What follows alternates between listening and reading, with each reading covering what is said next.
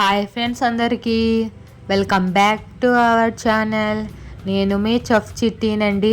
ఈరోజు మనం సింపుల్గా అండ్ టేస్టీగా టైం లేనప్పుడు కూడా ఇలా సింపుల్గా నా స్టైల్లోన సాంబార్ రైస్ చేసుకోండి. టేస్ట్ మాత్రం అదిరిపోతుందండి.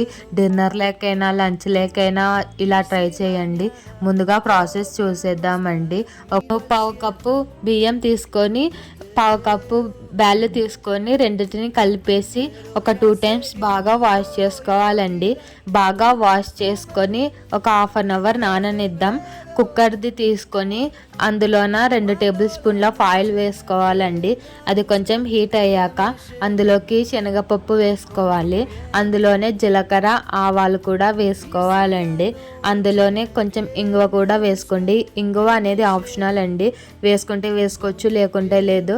అందులోనే కొంచెం ఉద్దిబ్యాళ్ళు వేసుకొని జంపుగా తరుక్కున్న ఉల్లిగడ్డలను వేసుకోవాలండి. వేసుకొని పచ్చిమిరపకాయలు 2 తీసుకొని చీలికలుగా చేసుకోవాలండి. చేసుకొని ఇందులోకి వేసుకోవాలి. దాంతోపాటు ఒక రెమ్మ కరివేపాకు కూడా వేసుకోవాలండి. వేసుకొని బాగా కలిపేసుకొని ఉల్లిగడ్డలు అనేటివి ఎర్రగా అవ్వాలండి. ఉల్లిగడ్డలు అనేటివి ఎర్రగా అయినాక అందులోకి జంపుగా తరుక్కున్న టమాటా పండ్ల ముక్కలు వేసుకోవాలండి. వేసుకొని బాగా వేయించుకోవాలి. ఇందులోకి ఏ కూరగాయలైనా వేసుకోవచ్చండి. మా హస్బెండ్ ఇక్కడ తినరు కాబట్టి నేను ఒక్క ఆనియన్ టమోటా పండు వేస్తున్నానండి. మీ దగ్గర ఉన్నట్లయితే మునక్కాయలు, క్యారెట్, ఆలు అవల్ల వేసుకోవచ్చండి.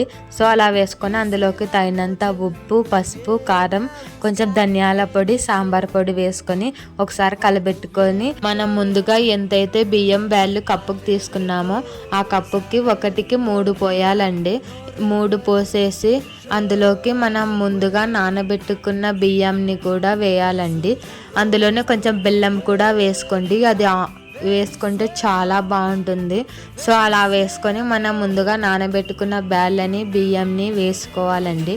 వేసుకొని అన్నిటినీ వేసుకున్న తర్వాత ఒకసారి కలబెట్టుకోవాలండి.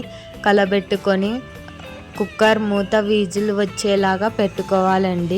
పెట్టుకున్న తర్వాత కుక్కర్ మూత పెట్టుకొని హై ఫ్లేమ్లో 2 టైమ్స్, 1 టైం లో ఫ్లేమ్లోన విజిల్ వచ్చేలా చూసుకొని విజిల్ అనేది వెళ్ళినాక ఆవిరిపోయినాక అంతా ఒకసారి కలిపేసుకోవాలండి. అందులోకే మనం ముందుగా చింతపండు నానబెట్టుకున్న దాన్ని ఆ మిశ్రమాన్ని ఇందులోకి పోసుకొని మీకు కన్సిస్టెన్సీకి తగినట్టుగా వాటర్ వేసుకొని ఇచ్చి మీడియం ఫ్లేమ్లోనే బాగా ఉడికించుకోవాలండి. ఒక 5 మినిట్స్ బాగా ఉడికించుకొని అందులోనే కొంచెం కొత్తిమీర కూడా వేసుకోండి. కొత్తిమీర వేసుకొని ఒక 5 మినిట్స్ బాగా ఉడకనిచ్చుకుంటే మన సింపుల్గా సాంబార్ రైస్ రెడీ అండి. ఒక్కసారి ఇలా ట్రై చేయండి. లంచ్ లేకైనా డిన్నర్ లేకైనా లంచ్ బాక్సెస్కైనా చాలా టేస్టీగా ఉంటుందండి. అండ్ ఈజీ ప్రాసెస్ కూడా అండి. సపరేట్గా అన్నం, పప్పు, చారు అట్లా ఏం చేయాల్సిన అవసరం లేదండి. ఇది 1 పాట్ రెసిపీ. ఇలా ఒక్కసారి ట్రై చేయండి. నా స్టైల్లోన చాలా అంటే చాలా బాగుంటుందండి. మీ ఇంట్లో ఇలా చేసి పెడితే ఎప్పుడు ఇలానే తింటారండి. అంత బాగుంటుంది. పొట్టకి తృప్తిగా ఉంటుందండి ఈ రెసిపీ అనేది. మీరు ఇంట్లో ఖచ్చితంగా ట్రై చేసి ఎలా వచ్చిందో కామెంట్ చేయండి. మీకు ఈ వీడియో నచ్చినట్లయితే లైక్ చేయండి, షేర్ చేయండి, సబ్స్క్రైబ్ చేయండి.